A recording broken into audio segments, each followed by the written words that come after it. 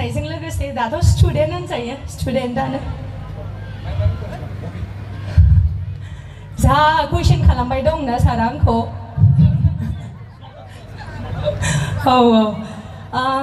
आंनाथ' हबिया होननो थांबाथाय डान्सआनो डान्स एक्टिं बेनो औ आं 2023 आवहाय फार्स्ट गिबि खेब फिल्म बानायनाय जादों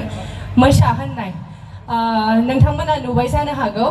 बे सावथुनावनो बिथां जोंनि बर'नि मुंदांखा फावखुंगुर बिथां आदा लिंसारा दंमोन आरो फावखुंग्रियावहाय आब' फुजि दंमोन ओमफ्राय आरो सेकेन्ड लिड रलावहाय बे जायबा मेगन बेखेवाब्लानि एक्टर बिबेक गयारी ओमफ्राय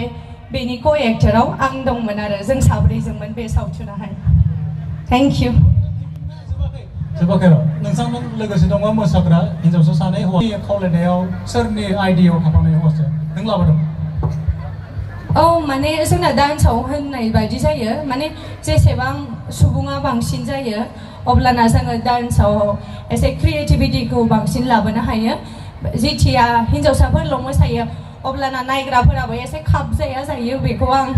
औ अडियन्सआ एसे बर जायो बेखौ एसे निजिनो हमदांनो हानानै एबारहाय सासे हौवासा जोंनि टिमावहाय एड खालामनोसै होननानै बिथां फंबायखौहाय एड खालामनाय जादों स्मार्ट गार्ल जोबोद स्मार्ट हिन्जावसा साक्सेस जागोन उनाव फिउचार दं थेंक इउ भेरि माच सुदेम सना ओके थेंक इउ भेरि माच मा नाम बाबुना मा नाम र'